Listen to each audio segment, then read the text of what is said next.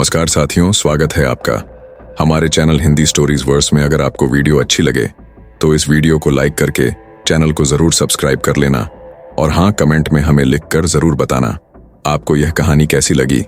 तो चलिए शुरू करते हैं।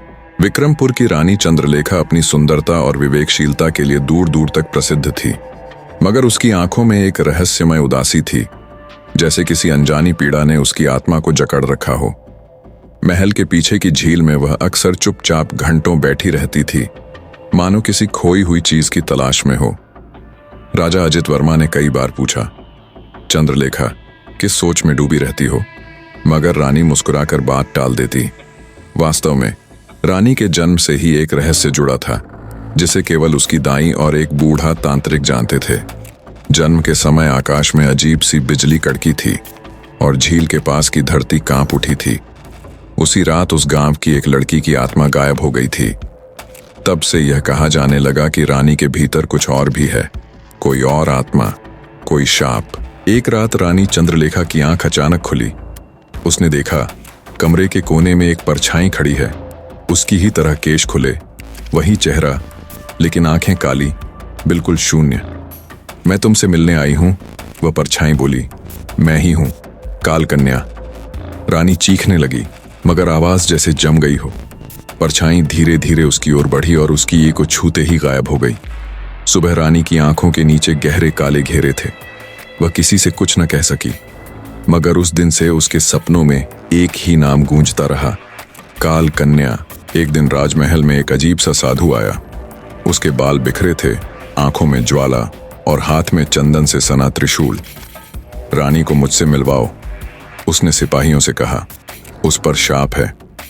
पहले तो सिपाही हंसे, मगर जब साधु ने महल के पिछवाड़े के छिपे तलघर का जिक्र किया, जो सिर्फ रानी जानती थी, तो सभी कांप उठे। रानी से मिलने पर साधु बोला, तुम्हारे भीतर दो आत्माएं हैं, तुम्हारी आत्मा और काल कन्या की आत्मा।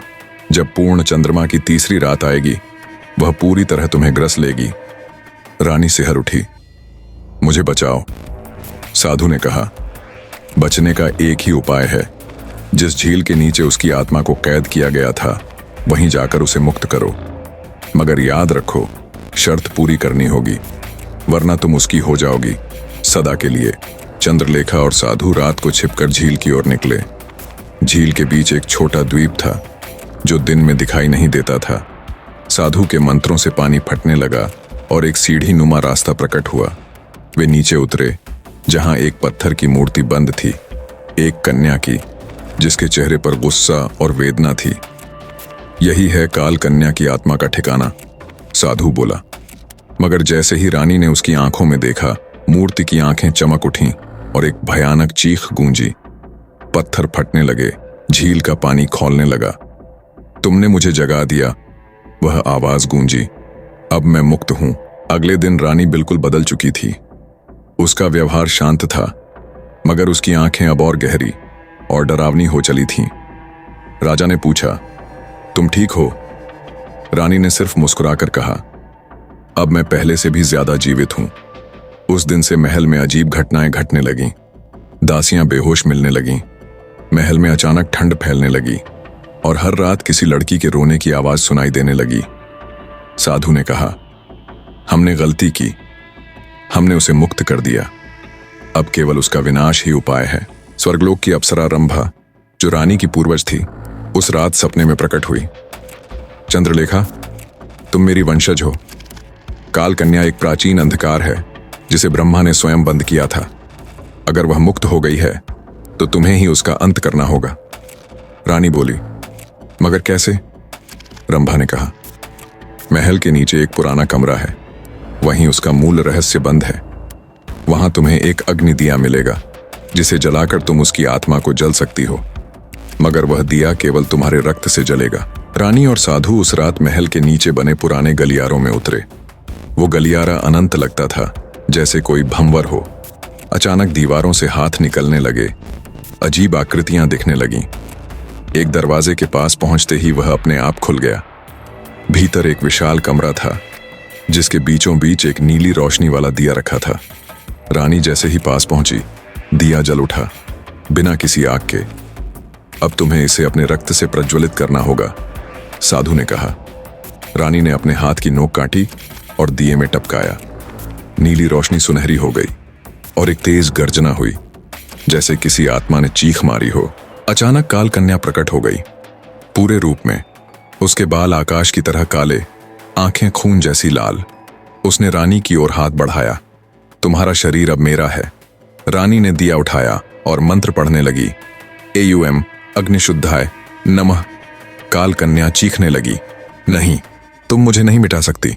मैं वही पीड़ा हूं जो हर स्त्री के अन्याय में जन्मी है। रानी की आंखों से आंसू निकले, मगर वह रुकी नहीं। जैसे ही मंत्र पूर्ण हुआ, दिया की ज्वाला विशाल बन गई और काल कन्या उसमें समा गई। पूरी जमीन हिल गई, दीवारें दरकने लगीं। जब रानी और साधु बाहर निकले, पूरा महल कांप रहा था, मगर आसमान साफ था, चंद्रमा शीतल था और हवाओं में शांति थी। रानी की आंखें अब फिर से वैसी ही थीं, निर्मल, मासूम, मगर अब थोड़ी और मजबूत।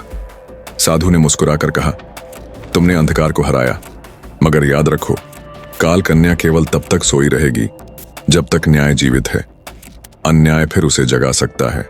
चंद्रलेखा ने महल में एक आश्रम बनवाया, जहां पीड़ित स्त्रियों को शरण मिलती। उस झील को शांति सरोवर कहा जाने लगा। लोगों ने पूछा, रानी, क्या काल कन्या मर गई? रानी ने कहा, नहीं, वह मरी नहीं, बस सोई है मेरे भीतर, और जब जरूरत पड़ी मैं फिर उसे जगा दूंगी, क्योंकि कभी कभी अंधकार ही सबसे बड़ा प्रकाश बनता है।